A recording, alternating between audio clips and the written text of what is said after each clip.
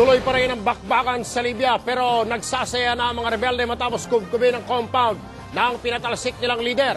Dito naman sa atin, nakataas na sa Libyan Embassy sa Makati ang watawat ng mga rebelde. Good news din dahil ligtas na ang kababayan nating engineer na napapalitang nawawala kahapon. Ina Zara, ikwento mo.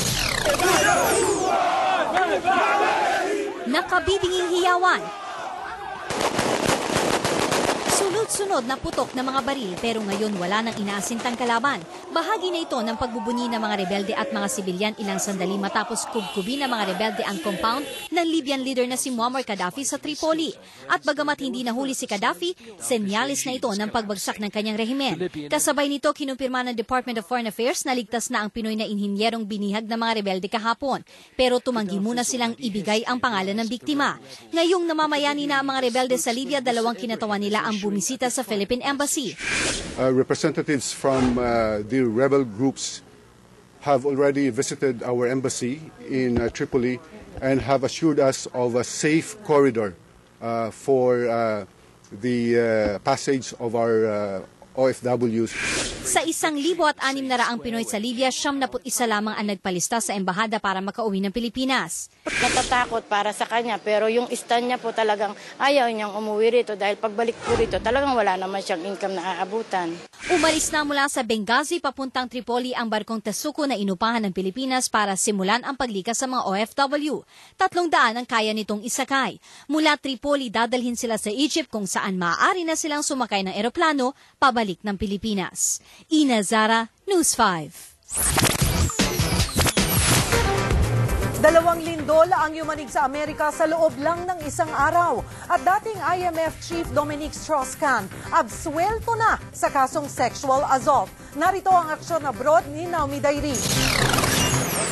Unang tinamaan ng 5.8 magnitude na lindol ang Virginia. Sa lakas ng pagyanig, nagkabitak-bitak ang ilang mga gusali at nabasag ang mga salamin. Naramdaman din ang lindol sa New York hanggang sa Canada. Ayon sa US Geological Survey, isa ito sa mga pinakamalakas sa lindol na tumama sa Virginia. Isang 5.3 magnitude earthquake naman ang tumama sa Colorado.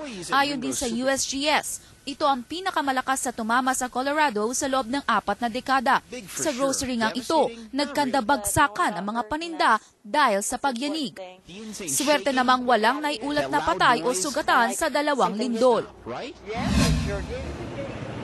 Absuelto na sa kasong sexual assault ang dating hepe ng International Monetary Fund na si Dominic Strauss-Kahn.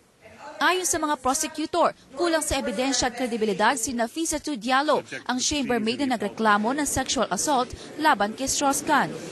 Si Strauss-Kahn ang isa sa mga malakas sa kandidato na maging presidente ng France bago ang kontrobersya na siya ring nagtulak sa kanyang magbitiw bilang hepe ng IMF. Naomi Dayri, News 5.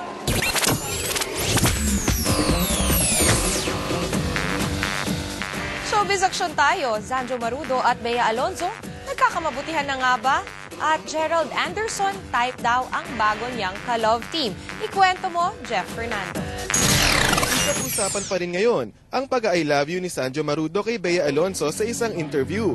Nang tanungin si Bea tungkol dito. Sabi? Ano ba yan? It's so hard naman to, Inamin naman ni Bea na exclusively dating na sila ngayon ni Zanjo. Ibig sabihin ba nito ay sila na? Ano ba sabi niya? Yes, Kung ano sabi niya?